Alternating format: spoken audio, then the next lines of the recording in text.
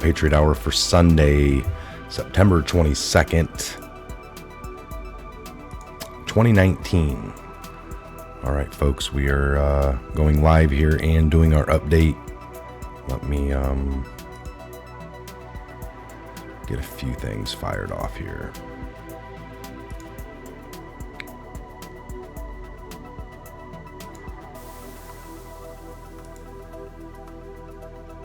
We want super social.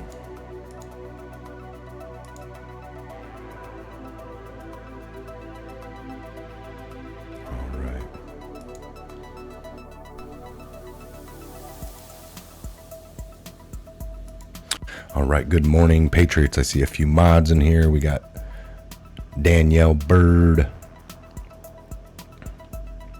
and some other Patriots. All right, it's been a crazy weekend for sure.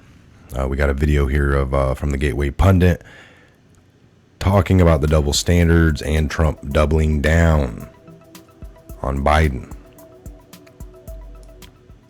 Now, we have covered this in the past. Biden and his son.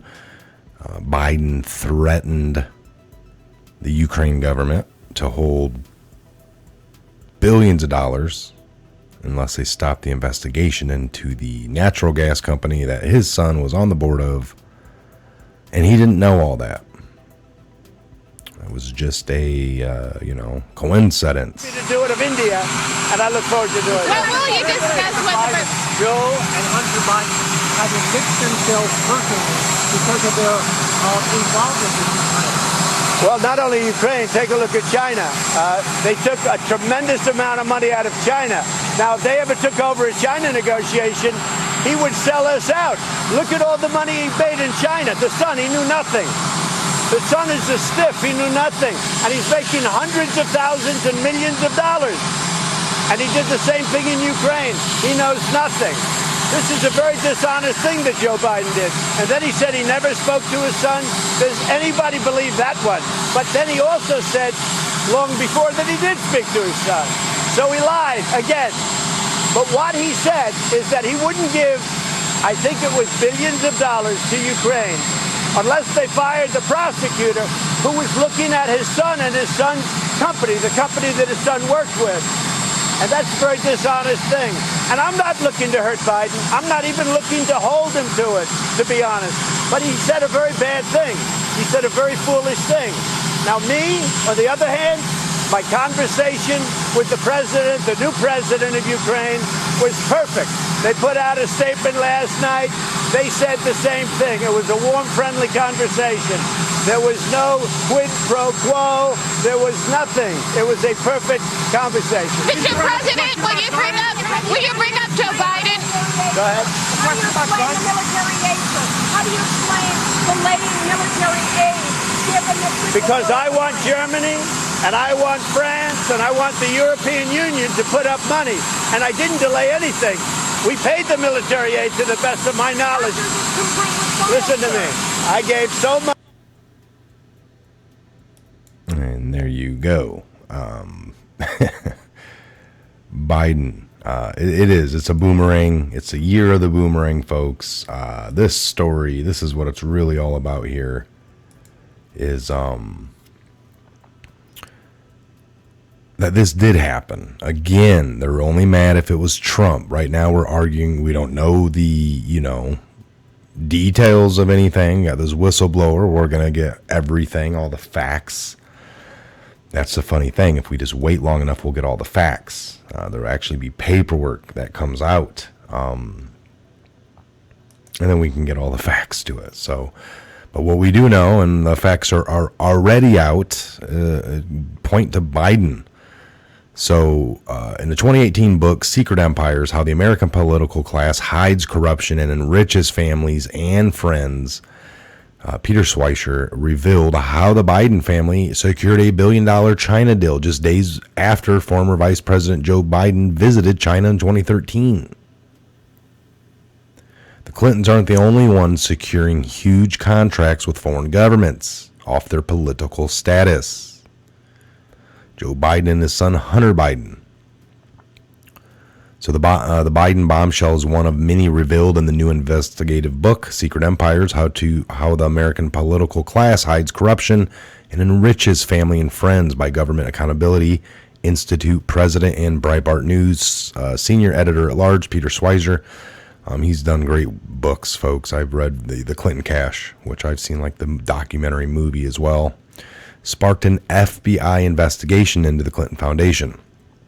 According to new and exclusive New York Post excerpt from the book, the Biden $1 billion China deal occurred as follows. In 2013, Hunter Biden was managing partner in the private equity firm Rosemont Senko Partners, and Chinese funds were managed by Rosemont Seneca Bohai, which did not involve Chris Hines.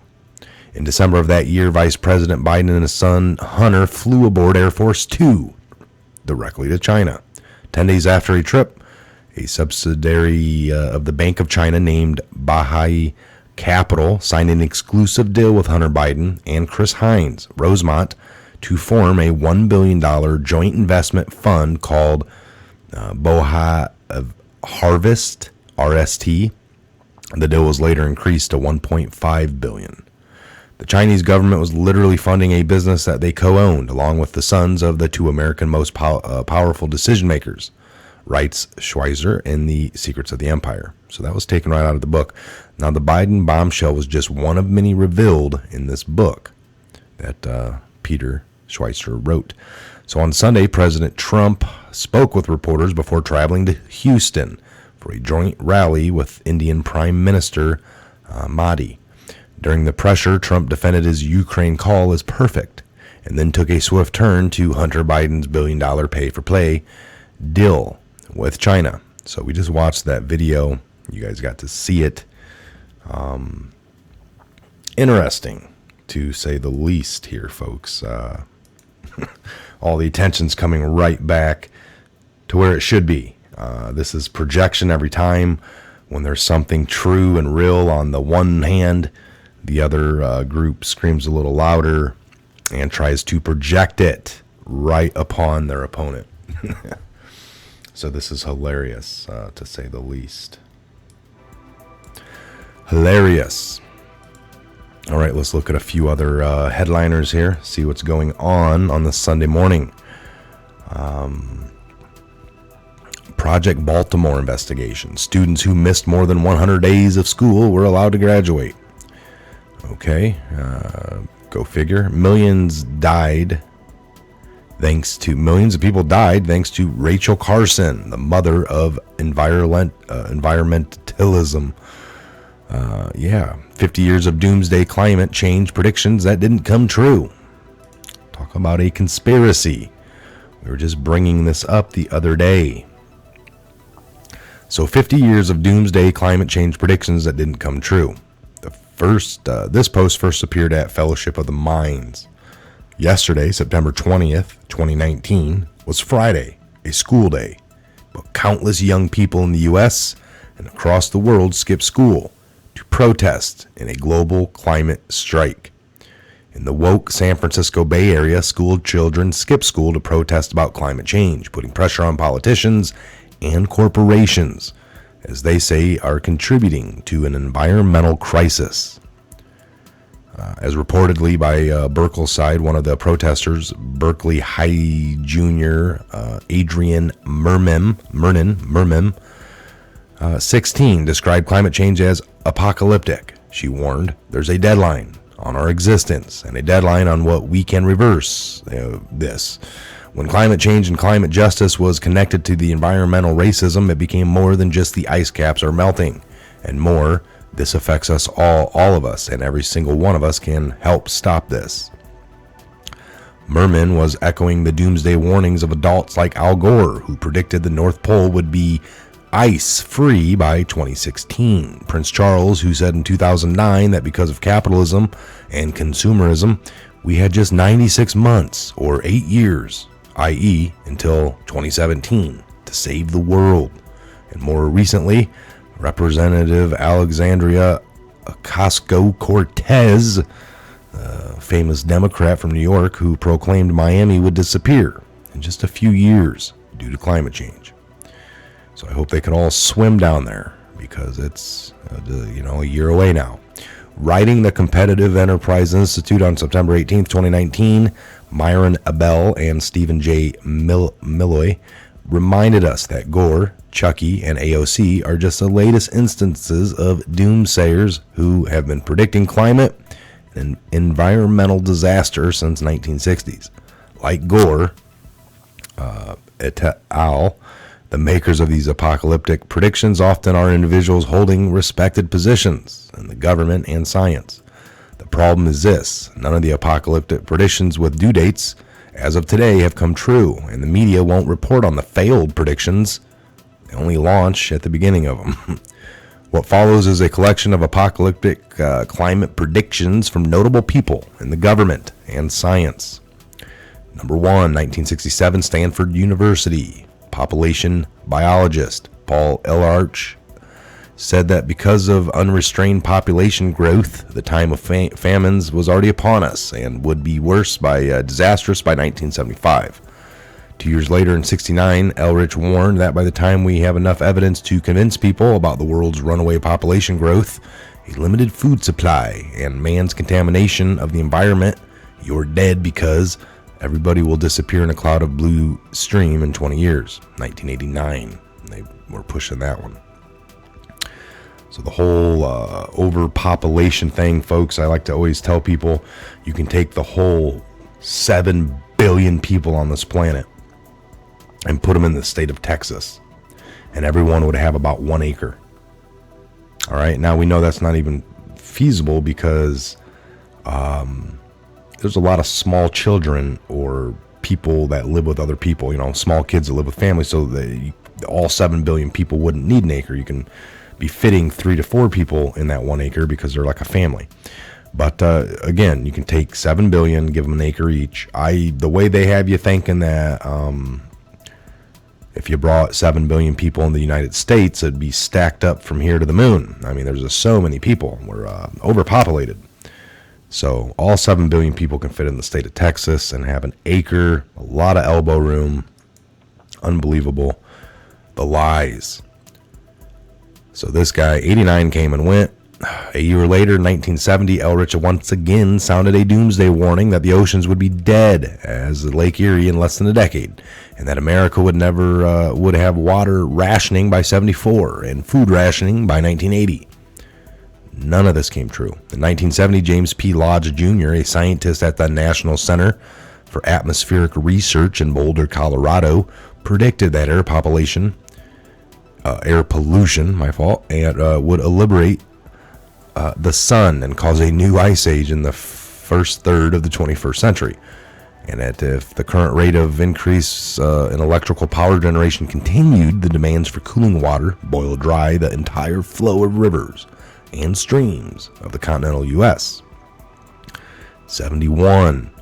This Dr. Razul of National Aeronautics and Space Administration and Columbia University predicted that in the next 50 years, by 2021, the fine dust we put into the atmosphere by fossil fuel burning could screen out so much sunlight that the average temperature would drop by 6 degrees.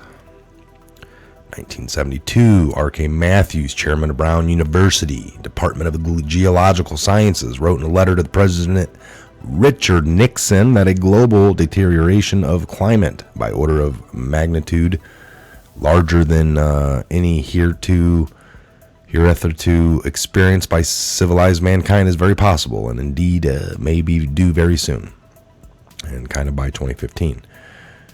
1974. Again, just on and on with these false predictions and lies and just theory of their own imagination. These space satellites, conducted by European climatologist George and Helena Kukla, showed that the world had plunged into a new ice age, with snow and ice cover the whole Earth having increased by as much as 12% in just 5 years. They were predicting that in 67 to 72. 1974, a growing number of scientists found that the Earth's atmosphere had been gradually cooling for the last 3 decades, 30 years, since the 1940s, means that the global temperature has dropped about 2.7 degrees Fahrenheit. And the telltale signs are everywhere, from unexpected persistence and thickness of pack ice in the waters around Iceland to the southward migration of warmth-loving creatures like the armadillo from the Midwest. Wow.